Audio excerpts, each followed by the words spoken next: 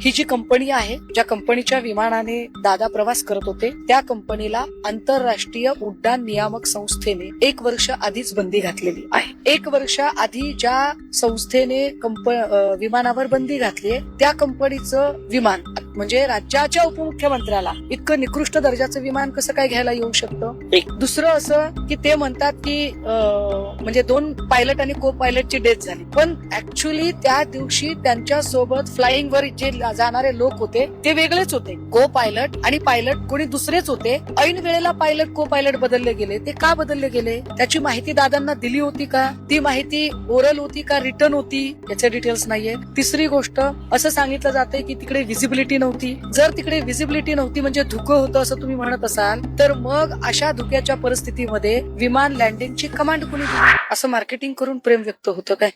आणि ते मार्केटिंग करायला सुनील तटकरेंनी मार्केटिंग करायचं. ज्या सुनील तटकरेंनी खरं तर दादा गेल्यानंतर मुळात त्या कुटुंबाला आधार दिला पाहिजे, परंतु दादांबद्दलच्या वाढत्या सहानुभूतीची लाट थोपवण्यासाठी इतकी दबावाची परिस्थिती तयार केली की आपलं दुःख बाजूला ठेवून त्या माऊलीला शपथ घ्यावी लागते. ती शपथ काय परिस्थितीत घेतली असेल त्याचा अंदाज मी करू शकते. महिला म्हणून त्यांच्या दुःखाची कल्पना करू शकते.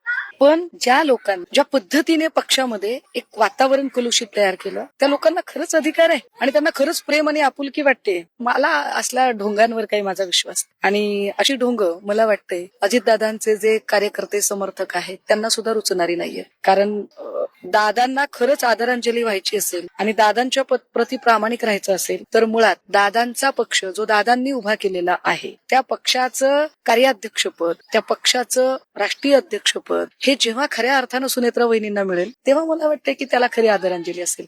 ते अस्थि कलश असे गावागावात फिरवण्यापेक्षा ना गावागावातल्या लोकांकडून समर्थन घेऊन, ते ऑलरेडी आहेच ते समर्थन, पहिल्यांदा सुनेत्रा वहिनींना अध्यक्ष करा तिकडे, मग बोललं पाहिजे. हे सगळे नेते म्हणतात की सुनेत्रा वहिनीच खऱ्या वारसदार असणार आहेत, पण अंतर्गत खूप काही वेगळ्या घडामोडी राष्ट्रवादी काँग्रेस पक्षामध्ये सुद्धा घडू लागलेल्या आहेत. हे बघा, राष्ट्रवादी काँग्रेस हा एक स्वतंत्र पक्ष आहे. त्या पक्षाला स्वतंत्र प्रवक्ते आहेत.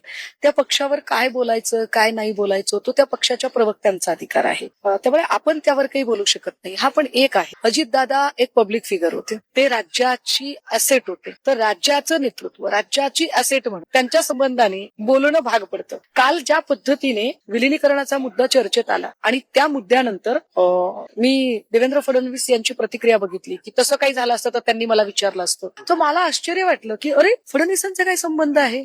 फडणवीसांना का विचारायचं. राष्ट्रवादी काँग्रेस हा एक स्वतंत्र पक्ष आहे. त्या पक्षाचं स्वतंत्र निवडणूक चिन्ह आहे, त्याला अध्यक्ष आहे, त्याला कार्यकारिणी आहे, त्याची सगळी एक स्वतःची चौकट आहे. असं सगळं असताना फडणवीसांना विचारायचा काय संबंध. काय राष्ट्रवादी काँग्रेसमध्ये एखादा बडा नेता हा फडणवीसांच्या पदरी सालगडी म्हणून काम करतोय का, की त्या सालगाड्यानं त्यांना विचारल्याशिवाय कुठला निर्णयच घ्यायचा नाही. फडणवीसांचा रोलच काय येतो. पण मला वाटतंय की तटकरे आणि पटेलांनी केलेली गडबड ही जाणीवपूर्वक भाजपने ती गडबड करायला सांगितली का, अशी दबावाची परिस्थिती जाणीवपूर्वक तयार केली गेली, जेणेकरून अजितदादांबद्दलची जी वाढती सहानुभूतीची लाट आहे ती लाट आटवून टाकायची होती, ती जागच्या जागी थोपवून टाकायची होती. त्यासाठी हे राजकारण केलं. बाकी सुनेत्रा वहिनींच्या शपथविधीबद्दल मला काही वाटत नाही, कारण प्राप्त परिस्थितीमध्ये कुठल्याही स्त्रीला आपल्या नवऱ्याने उभं केलेलं साम्राज्य ते पुढे पेलून नेणं, आणि अशी एक वेळ असेल त्यावेळी तिथे कोणी नाहीच आहे तर दुःख करत बसण्यापेक्षा कंबर कसून उभं राहणं गरजेचं आहे. मी जसं ते मल्हारराव होळकरांच्या सुनबाई अहिल्यादेवींनी त्या काळात काम केलं ते महत्वाचं. मी अजून एक उदाहरण, मी विसरून जाईल कदाचित, मगाशी खरं तर मी अजून कोणाला तरी सांगायला पाहिजे. नरेंद्र मोदी पंतप्रधान यांच्या मातोश्रीचे निधन झाले आणि निधन झाल्याबरोबर अंत्यसंस्कार करून ते घरात बसले होते का. आपण ते सगळे फुटेज काढून बघा, ती फाईल चित्र काढून बघा की आईचे सगळे विधी केल्यानंतर तात्काळ त्याच दिवशी संध्याकाळी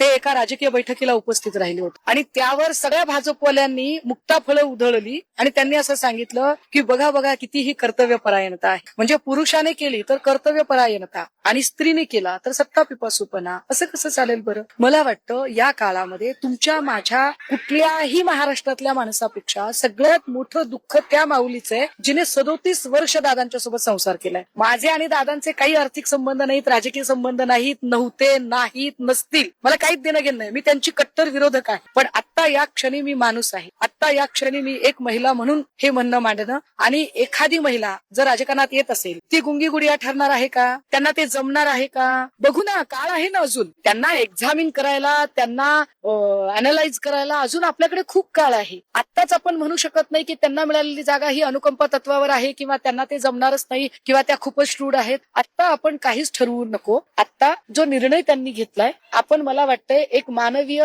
संवेदनशील माणूस म्हणून आपण त्या निर्णयासोबत थांबलो पाहिजे. ही सगळी जी घटना घडली याच्यावर असं म्हटलं जाते की हा घातपात आहे, हे घडून आलेला आहे, असं आता राष्ट्रवादी मधलेच आमदार असेल किंवा पदाधिकारी असतील हे बोलायला सुरू झालेलं आहे. तुम्हाला काय वाटतं हे सगळं बघून ज्या पद्धतीने घडलेलं आहे, जे काय सगळी चैन आपल्याला पाहायला मिळते या अपघाताची, त्याच्यावरून मला सुद्धा वाटतं की हा घातपात आहे. होय, मला नाही वाटत की हा सरळ साधा नैसर्गिक अपघात आहे. कारण ज्या पद्धतीचे सर्कमस्टान्सेस निर्माण झालेले आहे, एक ही जी कंपनी आहे, ज्या कंपनीच्या विमानाने दादा प्रवास करत होते, त्या कंपनीला आंतरराष्ट्रीय उड्डाण नियामक संस्थेने 1 वर्ष आधीच बंदी घातलेली आहे. 1 वर्ष आधी ज्या संस्थेने विमानावर बंदी घातली, त्या कंपनीचं विमान म्हणजे राज्याच्या उपमुख्यमंत्र्याला इतकं निकृष्ट दर्जाचं विमान कसं काय घ्यायला येऊ शकतं.